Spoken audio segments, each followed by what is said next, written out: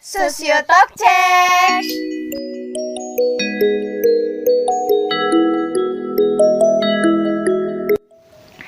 Assalamualaikum warahmatullahi wabarakatuh. Welcome back di podcast Sosiotalk. Nah, kenalan dulu aja deh nih. Nama aku Iningsi dari Prodi Sosiologi angkatan 2018. Di episode ketiga kali ini kita bakal bahas tentang Nungguin ya? Oke, langsung aja kita bakal bahas tentang kampus inklusi. Nah, for information nih guys, UIN Sunan Kalijaga Yogyakarta itu udah inklusi loh, dan merupakan salah satu kampus yang mempelopori kampus-kampus inklusi di Indonesia. Dan itu keren banget gak sih? Tepuk tangan dong, keren dong ini tuh. Dan kita bakal bahas tema ini bersama narasumber kita yang keren banget, dan udah deh pokoknya kalian wajib dengerin podcast ini. Beliau adalah salah satu dosen di Prodi Sosiologi UIN Sunan Kalijaga dan juga relawan di Pusat Layanan Difabel PLD UIN Sunan Kalijaga. Beliau adalah Bu Astri Hanjarwati. Assalamualaikum Bu Astri. Gimana nih kabarnya Ibu sekarang? Waalaikumsalam ini, alhamdulillah kabar Bu Astri sehat dan tetap semangat menyambut era new normal. Gimana kabar Winnie dan teman-teman HMPS? Alhamdulillah Bu, kabar dari saya sendiri baik. Dan semoga untuk teman-teman HMPS maupun teman-teman pendengar podcast ini juga baik selalu ya Bu, amin. Mungkin Bu Astri bisa kenalan dulu nih, dan apa teman-teman pendengar setiap podcastnya HMPS Sosiologi ini Bu. Oke, terima kasih Winnie. Halo sahabat podcast HMPS Sosiologi yang semoga dalam kondisi sehat dan juga berbahagia. Sebelum kita mulai podcast kita hari ini, saya akan memperkenalkan diri. Saya dosen mata kuliah metode penelitian kuantitatif, kemudian mata kuliah analisis data kuantitatif, demografi sosial juga, dan juga mata kuliah sosiologi bencana. Untuk riwayat pendidikannya, Bu Astri S1-nya di ilmu sosiatri Visipol UGM, masuk tahun 2003 dan keluar tahun 2007. Kemudian S2-nya saya mengambil S2 sosiologi di Visipol UGM lagi tahun 2007 sampai 2009. Alhamdulillah saya untuk S2-nya mendapatkan beasiswa dari Tokyo Foundation. Kemudian untuk S3-nya saya melanjutkan S3 pada tahun 2013 dan selesai tahun 2019 kemarin. Alhamdulillah ini juga beasiswa dari Kementerian Pendidikan dan Kebudayaan melalui beasiswa BPPDN Dikti. Nah, untuk ngajar di UIN mulai kapan? Nah, saya mulai ngajar di UIN tahun 2011. Waktu itu saya belum ngajar di Prodi Sosiologi, tetapi saya mengajar di jurusan Ilmu Kesejahteraan Sosial, Fakultas Dakwah dan Komunikasi, pada mata kuliah sama kuantitatif. Kemudian baru tahun 2014 saya mengajar di Prodi Sosiologi, Fakultas Ilmu Sosial dan Humaniora. Nah, sedikit cerita kapan saya mulai gabung menjadi relawan ahli di Pusat Layanan Difabel UIN Sunan Kalijaga. Saya mulai gabung pada tahun 2012, saat itu diajak sama Bu Andayani, kemudian diajak sama Pak Arif Maftuhin, Bu Rokfah, dan juga Bu Mimin untuk menjadi relawan ahli. Tetapi pada tahun 2012 namanya belum PLD, masih PSLD. Nah, itu ya sahabat podcast semuanya, sekilas kenalan mengenai diri saya.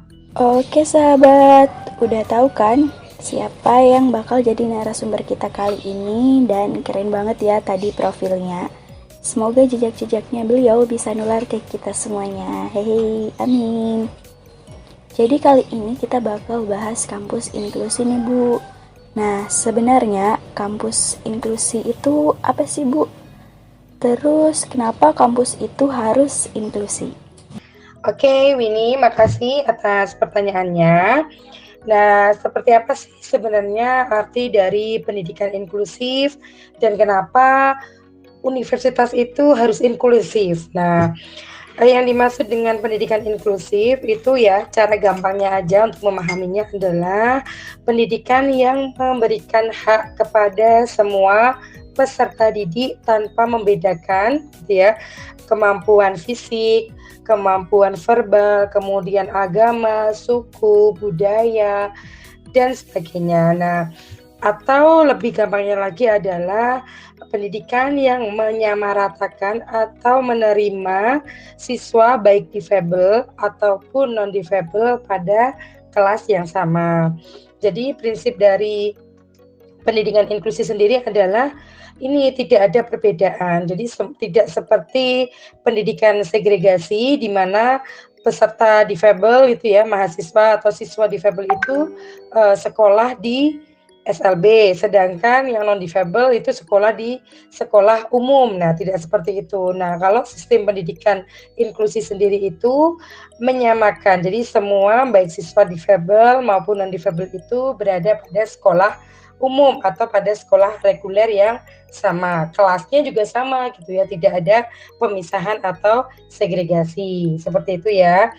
Seperti di UIN ini kan kita semua menerima ya, mau dia difabel tuli, kemudian netra, daksa, kemudian juga difabel slow learner, kemudian juga cerebral palsy dan sebagainya, kita terima semua sebagai mahasiswa di UIN. Nah, kemudian Bu Asri lanjutkan ke pertanyaan kedua tadi mengenai kenapa kampus itu harus inklusif. Nah, ini kita kalau kampus sekarang tidak inklusi itu justru menyalahi aturan ya, karena dalam aturan kita di Undang-Undang Nomor 20 Tahun 2003 mengenai Sistem Pendidikan Nasional gitu ya, itu kan dijelaskan bahwa pendidikan itu untuk semuanya. Nah, ini sudah menjelaskan bahwa kita atau setiap universitas itu harus menerima semua peserta didik dengan latar belakang yang berbeda, atau di sini mahasiswa difabel itu harus diterima gitu ya. Kalau nggak diterima berarti menyalahi aturan. Kemudian juga aturan yang terbaru itu mengenai peraturan Menteri Pendidikan Nomor 70 tahun 2009. Ini lebih spesifik lagi mengenai implementasi atau pelaksanaan dari pendidikan inklusif.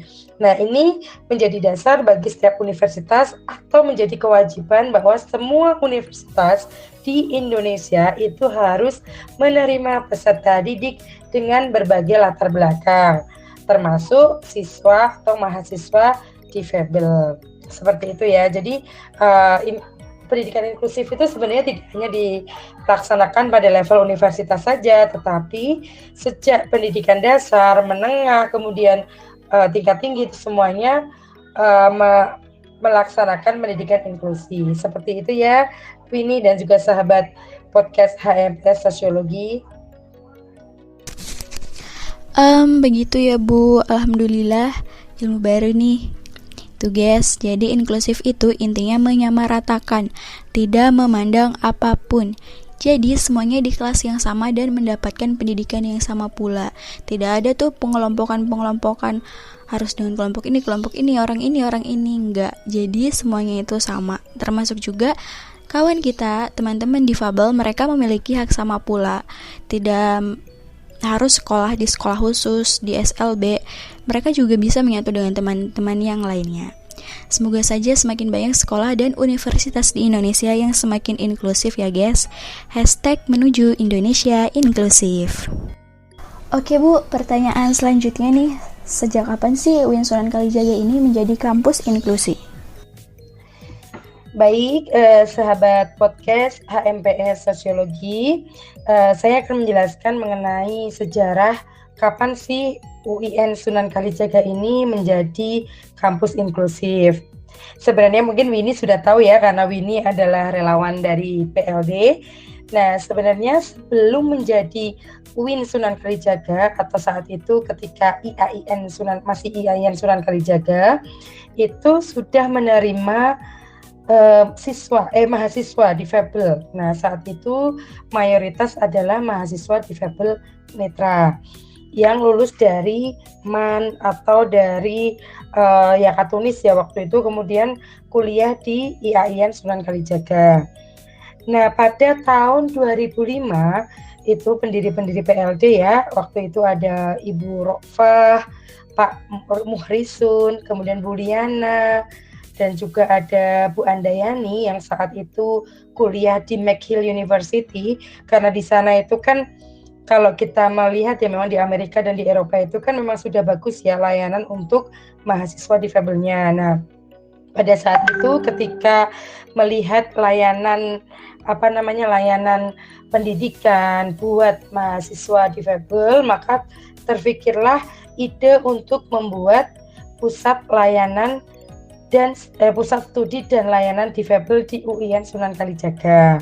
Kemudian beliau-beliau ini ya, tadi Ibu Rokfa, Ibu Andayani, kemudian Pak Murisun dan juga Bu Liana itu membuat proposal yang diajukan kepada Pak Rektor. Waktu itu rektornya Profesor Dr. Amin Abdullah. Nah, proposal itu akhirnya disetujui, dan ketika disetujui maka waktu itu diresmikan pada tanggal 2 Mei 2007 itu resmi berdiri Pusat Studi dan Layanan Difabel. Nah, itu yang karena Bapak Ibu pendirinya masih berada di McGill atau di Kanada, maka dilaksanakan atau ya secara teknis dibantu oleh Bapak Arif Maftuhin, Ibu Ruspitarani, kemudian juga ada Pak Asep Jahidin, dan juga ada relawan yaitu Ibu Siti Aminah. Nah, sejak itulah maka secara struktural itu kita ada pusat layanan difabel, tetapi untuk implementasi dari konsep inklusif sebenarnya sejak lama UIN itu ada mahasiswa difabel, menerima semua mahasiswa baik difabel maupun non difabel. Nah, tetapi waktu itu kan belum secara terstruktur, terkonsep bagaimana sih layanan bagi mahasiswa difabel. Makanya setelah tahun 2007 resmi berdiri PSLD, Pusat Studi dan Layanan Difabel.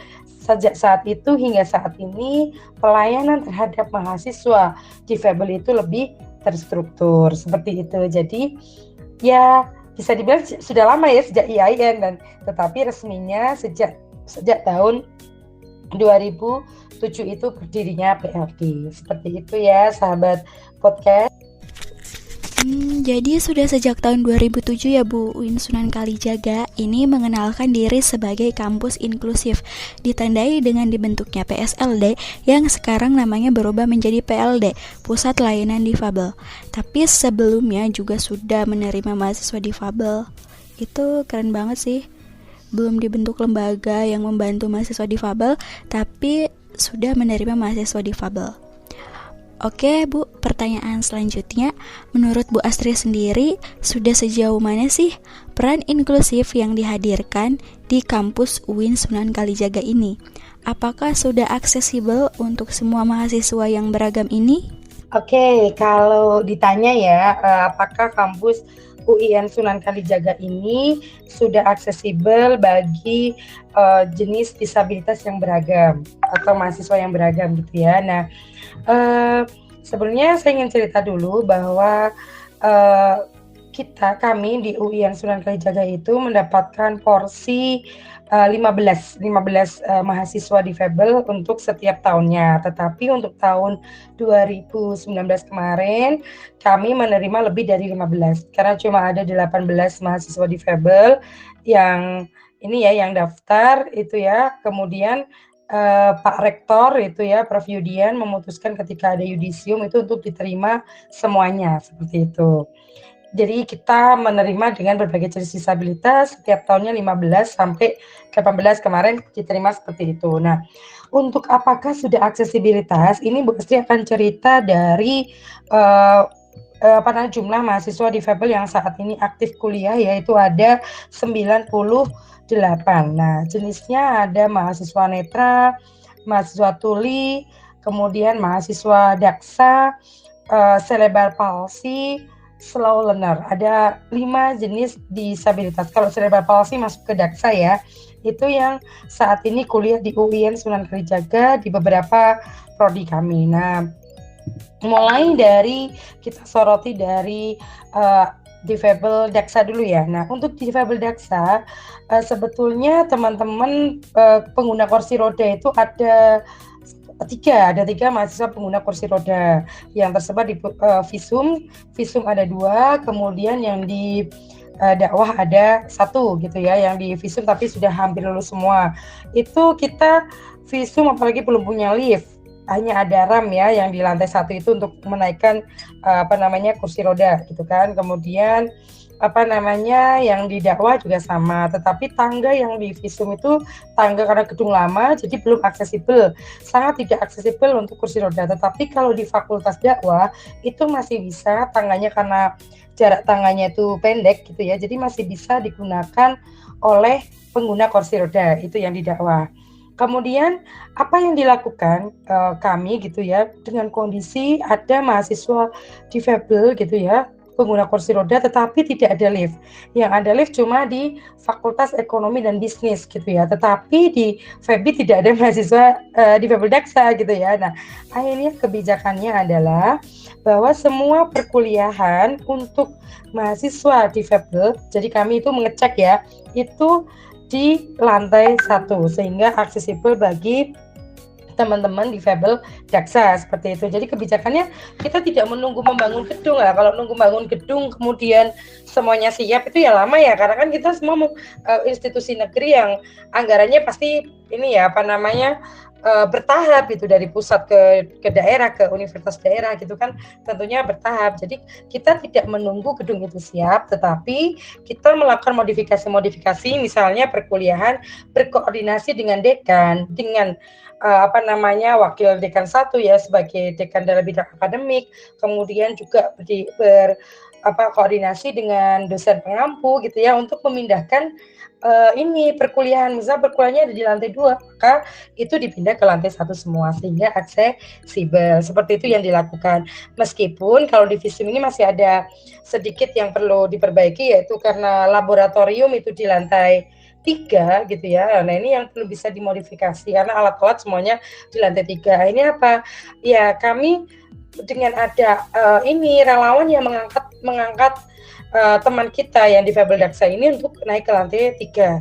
Meskipun ini beda-beda ya untuk tanggapannya dari mahasiswa difabelnya, tetapi alhamdulillah sampai saat ini masih lancar. Dan juga untuk dekan visum ini juga sedang mengajukan untuk pembangunan gedung baru ya, insya Allah nanti kalau dibangun sudah dibikin konsep yang sangat atau super aksesibel bagi mahasiswa difabel daksa seperti itu ya. Ini yang untuk mahasiswa daksa. Nah, bagaimana untuk yang mahasiswa netra? Nah, ini kita mahasiswa netra ini adalah mahasiswa yang sejak IAIN dulu sudah ada gitu ya. Nah, ini mahasiswa yang tidak terlalu banyak untuk modifikasinya sebenarnya ya, karena teman-teman netra kan bisa mendengarkan dengan baik, bisa berbicara dengan lancar gitu ya. Maka ini pendampingan yang dilakukan itu adalah pendampingan untuk belajar JAWS gitu. Jadi mahasiswa baru itu semuanya belajar komputer yang sudah terinstall JAWS. Jadi teman-teman netra itu difabel netra itu bisa mandiri gitu ya, mengikuti perkuliahan, kemudian juga ketika kuliah juga tidak ada banyak hambatan gitu ya. Jadi datang ke kelas, mendengarkan dosen, ketika ada tugas juga tinggal ngetik sendiri gitu ya dengan komputer, dan semua komputer yang ada di PLD atau di Difabel Corner juga itu sudah terinstall dengan JAWS gitu ya. Ini, nah kemudian untuk pendampingan bagi teman-teman difabel netra ini adalah pendampingan kalau misal ada referensi dari buku gitu ya, buku yang belum di-e-bookkan. Nah, ini biasanya ada sahabat inklusi atau teman-teman relawan mahasiswa ya yang menjadi relawan PLD ini yang membacakan buku buat teman-teman netra. Sama biasanya kalau mengetik dengan JAWS itu kan tidak ada ini ya, kurang rapi gitu ya.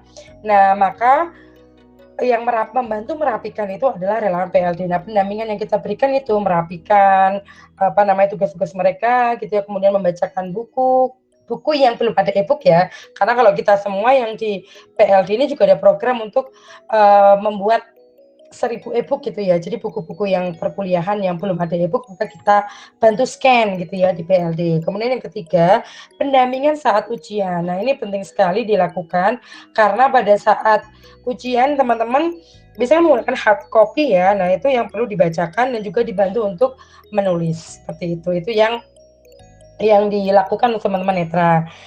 Nah, ini teman-teman tuli ini ada mahasiswa yang kita semua masih belajar gitu ya. Tuli itu baru diterima atau UIN gitu ya, gampangnya UIN menerima difabel tuli itu baru mulai tahun 2011. Nah, di situ kita mulai belajar lagi. Waduh, gimana ya ini untuk teman-teman tuli yang tidak bisa mendengar dan hanya tidak bisa mendengar dan tidak bisa berkomunikasi dengan dosen dan dengan teman-teman yang lain, ini bagaimana? Kalau berkomunikasi dengan bahasa isyarat, apakah mengerti dosen itu? Nah, akhirnya pada tahun 2011 itu waktu itu kepemimpinannya Pak Arif Maftuhin ya, kebetulan ada juga relawan yang dari ini UBC waktu Lisa namanya dari University Columbia, British Columbia ya, itu yang membantu kita untuk mempersiapkan tools bagi teman-teman tuli yang sebenarnya sampai sekarang pun kami tetap belajar gitu ya. Nah, itu kita menyediakan note taker. Nah, note taker itu dari relawan mahasiswa yang membantu menuliskan ketika teman-teman tuli kuliah. Jadi setiap perkuliahan itu ada pendamping yang menjadi note taker seperti itu, karena kita untuk yang mahir bahasa isyarat juga belum banyak, dan kalau bahasa yang untuk interpreter bahasa isyarat itu hanya diperlukan pada saat mahasiswa tuli akan presentasi, maka dia menggunakan penerjemah bahasa isyarat dari relawan PLT. Kita juga sediakan dan kita juga punya rumah bahasa isyarat dan juga pelatihan bahasa isyarat yang untuk relawan. Jadi nanti kita kalau teman-teman dari teman-teman tuli mau presentasi, kita sudah ada jubahnya. Jadi dosen mengerti gitu ya, dan juga kita membantu komunikasi antara tuli dengan dosen seperti itu. Itu jadi, tapi itu masih kita semua masih belajar terus ya gitu ya. Dan kemudian supportnya itu selain pendampingan untuk mahasiswa, kita juga ada support pendampingan dan kita juga menggali pengalaman dari Bapak Ibu dosen gitu ya, Bapak Ibu dosen dan juga teknik-teknik di setiap fakultas. Kami ada yang namanya FGD kelas inklusi yang kita selenggarakan setiap semester. Jadi setiap semester genap ada 4 fakultas, semester ganjil ada 4 fakultas secara bergantian untuk kita menggali dan berdiskusi bagaimana mengatasi hambatan-hambatan belajar gitu ya, hambatan-hambatan belajar yang memang dilakukan gitu ya, hambatan-hambatan belajar yang kira-kira bisa diminimalisir gitu ya antara dosen dengan mahasiswa difabel. Dan itu semua tidak bisa langsung bim salah bim bisa gitu ya, tetapi itu semua bertahap, seperti itu bertahap dilakukan. Dan kalau pengalaman saya kepada senior-senior kayak Bu Rokfa, Pak Arif Maftuhin, Bu Liana, kemudian Pak Murisun, kemudian ada juga Bu Andayani, itu mengajarkan pada kami, ada Bu Jamil juga, kemudian Tamimin, semuanya kita belajar gitu ya, belajar untuk memang menuju inklusi itu bukan langsung semuanya siap, tetapi apa infrastruktur yang sudah siap, apa yang bisa kita modifikasi, maka itu kita lakukan. Jadi seperti itu ya, semoga ini bisa menjadi inspirasi buat universitas lain bahwa segala sesuatunya itu butuh proses, seperti itu. Jelas sekali Ibu jawabannya tadi. Nah, dari situ nih kita bisa belajar ya Bu, sebenarnya banyak banget PR-PR yang masih harus dilakukan untuk menjadi kampus inklusif yang lebih baik lagi. Baik itu yang harus dibenahi oleh pihak universitas, UIN Sunan Kalijaga, ataupun kita nih sesama rakyat UIN. Ya, itu harus saling bekerja sama ya Bu, baik dari dosen, mahasiswa-mahasiswanya, maupun itu teknik sendiri, yang pada dasarnya itu harus menikmati step by step dan berproses melihat sambil mengkaji apa saja sih yang diperlukan mahasiswanya yang beragam ini. Pertanyaan selanjutnya nih Bu, di Vishum terutama di Prodi Sosiologi sendiri kan ada mahasiswa difabelnya. Nah, respon dosen ataupun mahasiswa yang lain itu bagaimana sih Bu terhadap mahasiswa difabel? Baik itu pada saat kegiatan belajar mengajar ataupun kegiatan lainnya yang di dalamnya itu ada mahasiswa difabelnya. Kalau di Prodi Sosiologi sendiri itu mahasiswa difabel pertama itu angkatan 2011, yaitu jenis disabilitasnya adalah tuli. Mbak Caca ya alhamdulillah sudah lulus tahun 2016 seperti itu ya. Terus kemudian sekarang mahasiswa aktif difabel di sosiologi itu ada 7 mahasiswa, 1 tuli dan 6 netra gitu. Mohon maaf, 1 tuli, kemudian 5 netra dan 1 daksa. Tetapi daksa Mas Aji itu sudah lulus, tinggal nunggu wisuda angkatan 2016. Karena Bu Astri sendiri pembimbingnya. Nah, kalau Mala ini juga mahasiswa difabel angkatan 2013, saat ini sedang skripsi dan pembimbingnya kebetulan juga saya, Bu Astri yang membimbing.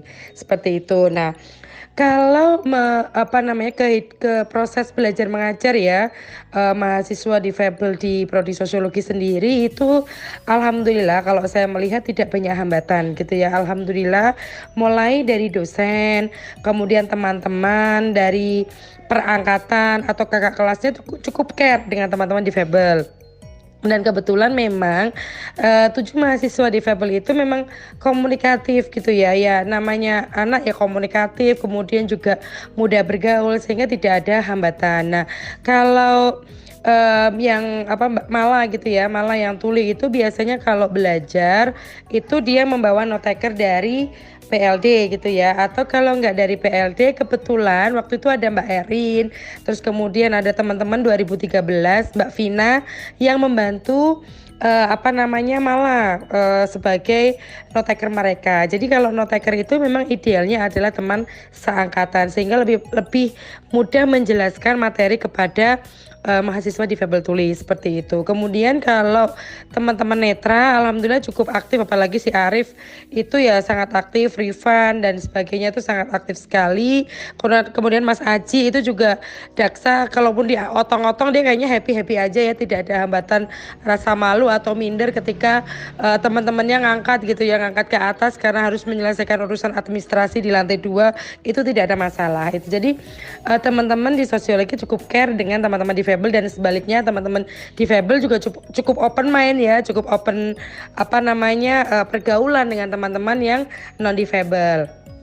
Kemudian untuk dosen-dosennya, nah ini kayak kalau saya merasakan semenjak saya bergabung di prodi sosiologi tahun 2014, di sana kan sudah ada Mala sama Caca ya, itu cukup care dosen-dosennya itu terhadap mahasiswa difabel.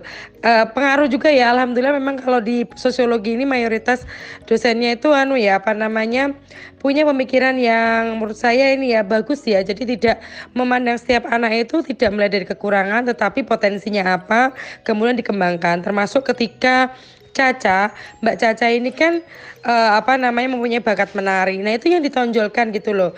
Sampai waktu mau skripsi itu kan kira-kira apa yang paling temanya apa yang paling dekat, dan itu menjadi hobinya Caca. Karena memang kalau tuli itu ada hambatan dalam mengerti mengenai memahami kalimat, kemudian membaca buku itu mengalami kesulitan. Nah, disitulah dosen dari Biro Skripsi, Bu Napsia, Pak Kaprodi,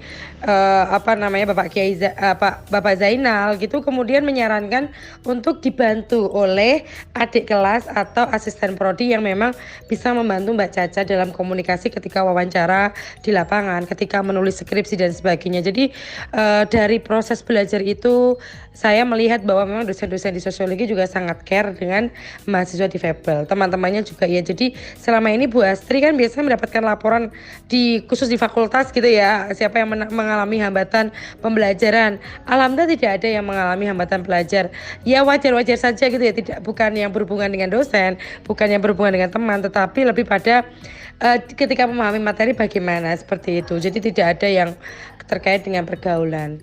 Gitu ya. Alhamdulillah ya Bu, kalau di Visum sendiri dan tadi di prodi sosiologi terutama yang sudah dijelaskan jelas sekali oleh Bu Astri, itu dosen dan mahasiswanya sudah bisa saling membantu gitu, mahasiswa difabel. Dan bukan hanya mahasiswa difabel saja yang dibantu, bahkan kita yang non difabel itu juga bisa dibantu oleh mahasiswa yang difabel. Jadi kayak kita itu saling melengkapi saja gitu semuanya. Cila saling melengkapi.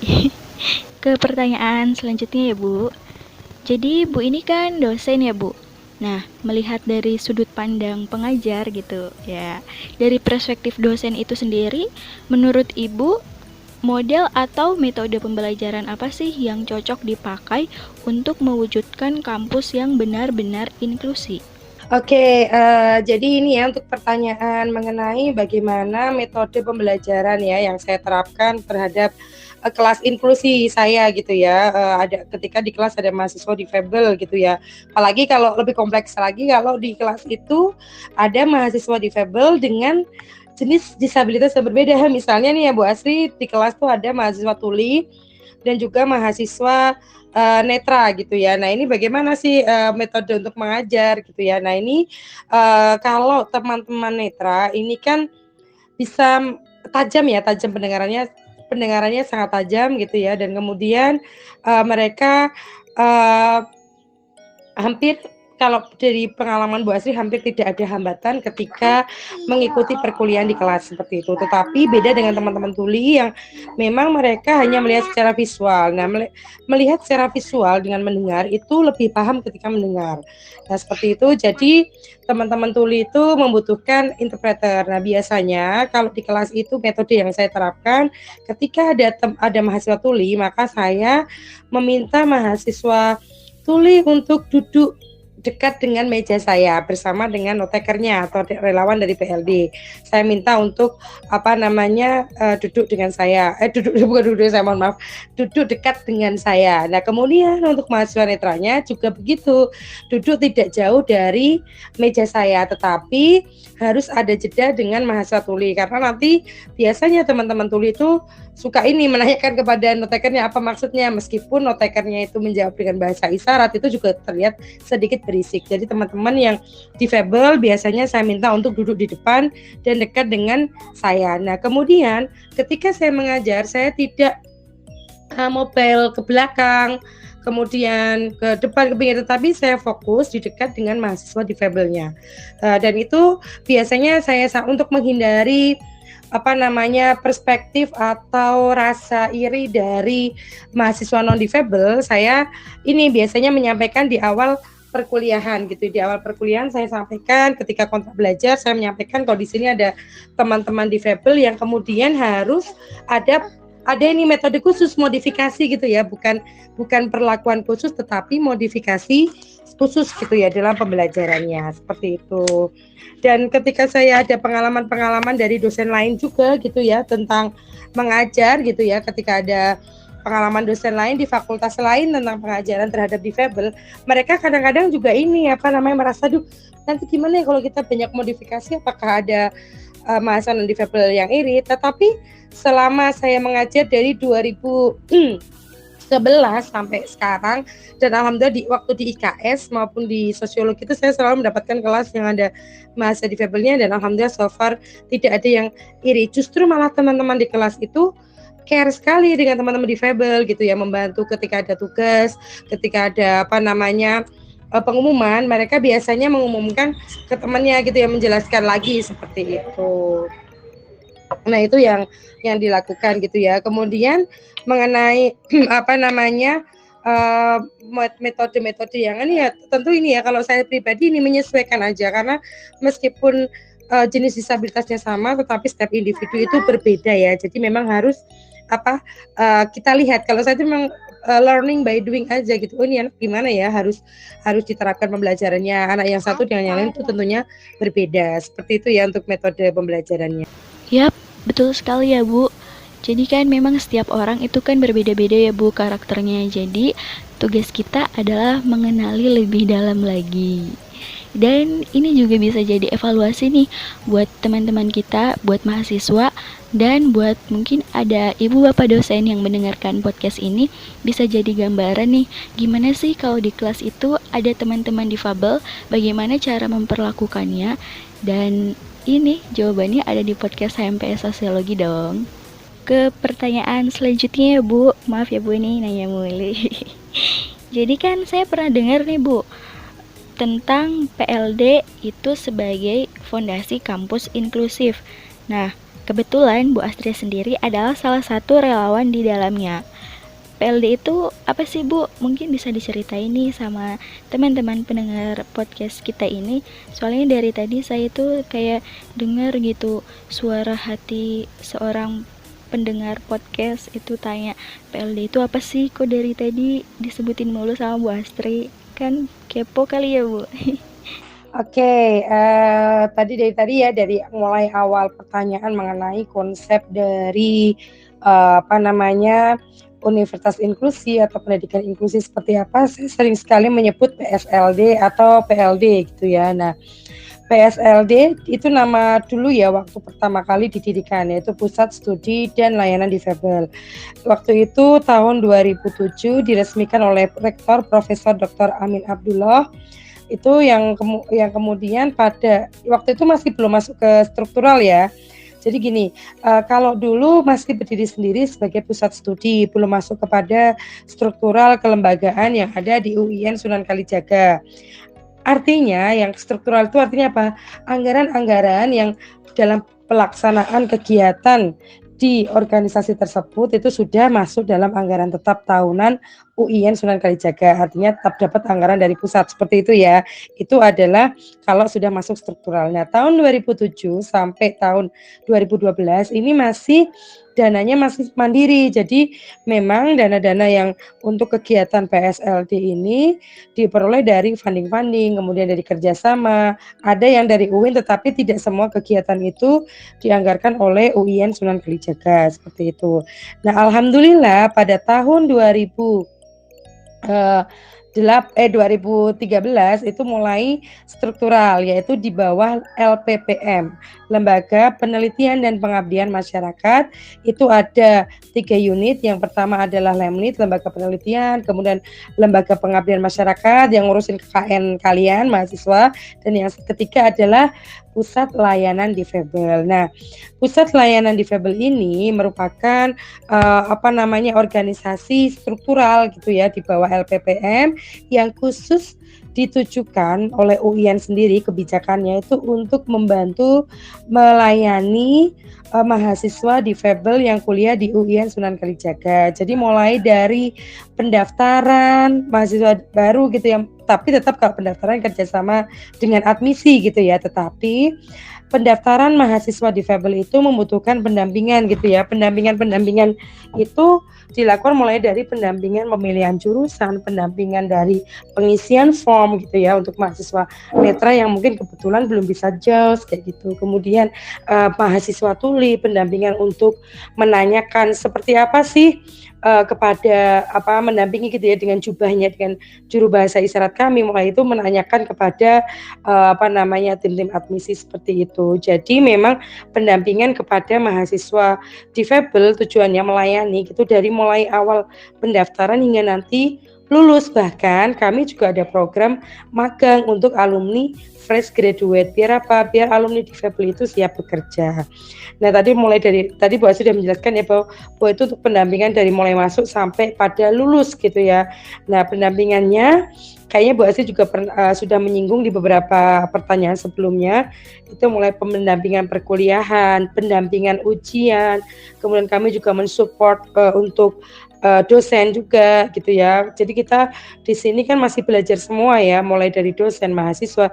Jadi banyak juga Bapak Ibu dosen yang kemudian ketika menemui kendala dalam mengajar difabel itu menyampaikan kepada kami PLT, kemudian kami diskusi untuk mencari solusi seperti itu. Kemudian pendampingan KKN, kita kan juga ada KKN inklusi ya, jadi khusus KKN yang memang aksesibel terhadap mahasiswa berdasarkan jenis disabilitasnya, seperti itu. Kemudian juga untuk pendampingan skripsi. Nah, kita juga ada nih pendampingan skripsi yang dilakukan oleh teman-teman relawan. Kemudian saya sendiri sebagai PC untuk skripsi mahasiswa. Jadi kami cek kira-kira mahasiswa difabel yang skripsinya lancar siapa, yang tidak lancar siapa, kesulitannya seperti apa, ya kita cek semuanya seperti itu. Kemudian ketika sudah lulus gitu ya,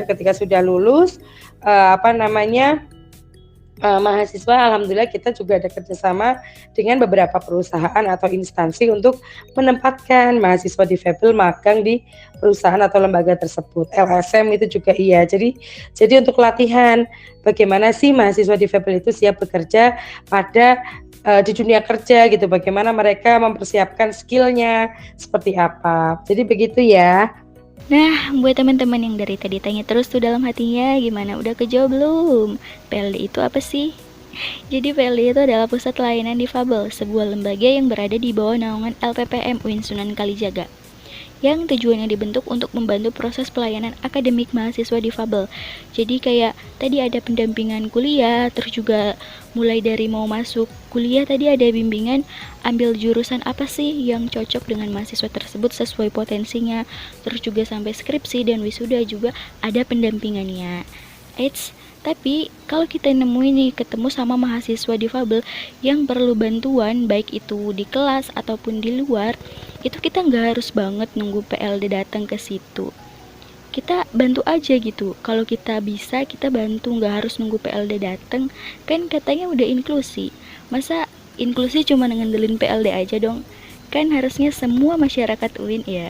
Semuanya juga harus inklusi dong ya. Iya dong.